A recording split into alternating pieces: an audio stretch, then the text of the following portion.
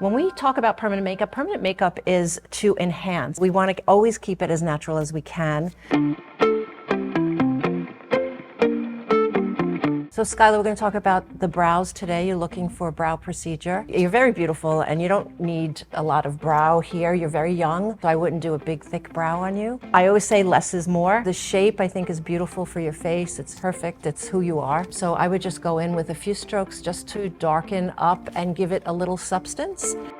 I have Corey in my chair. We're looking at Corey for brow color. He's got great male brows. For Corey, I'm going to swatch out maybe blackish brown, but as I kind of move around him, he's a little bit lighter than I initially thought, and he's probably a neutral color as well. What is your preference with brows? I would prefer to keep the shape something natural.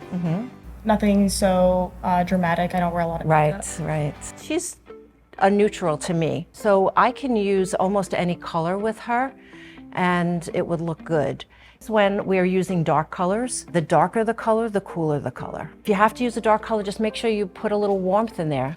There are many colors within the Perma Blend line that you can use to do that, like terracotta, apricot, pumpkin. Blazing copper is the newest modifier that a lot of artists are loving. It's always just a little bit of insurance.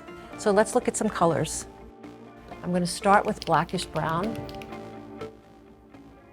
And again, guys, when you're unsure, take the insurance and let's add a little bit of a modifier. I'm going to add a little bit of warmth to it and then I'm going to swatch it again. Remember guys, the warmth is just going to give you that insurance that it's not going to cool down too much. I'm using today True Copper. This is from our Luxe line, but we have Blazing Copper in the Classic line. I'm going to put in 2 drops. Let's see what this looks like. And so if this color cools down, it just has that insurance of the True Copper or Blazing Copper in there. The color is not what you're going to see when it's healed, because what happens is when you tattoo into the skin and it heals, then the layers of the skin grow back over. The melanin in her skin is going to play a role in what this color looks like. This is Espresso. It's a beautiful color. It's built with a little bit of warmth in it. It's still a cool color. Now, as the color sits on your client's skin, you're going to see that it oxidizes a little bit. It's actually not a bad match for her.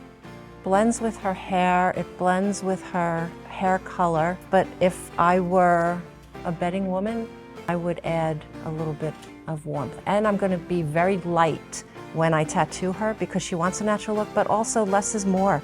I can always go back and touch her up again. And again, blackish brown, I think, is the perfect color for him. And I'm going to give him some beautiful brows. Thank you, Corey.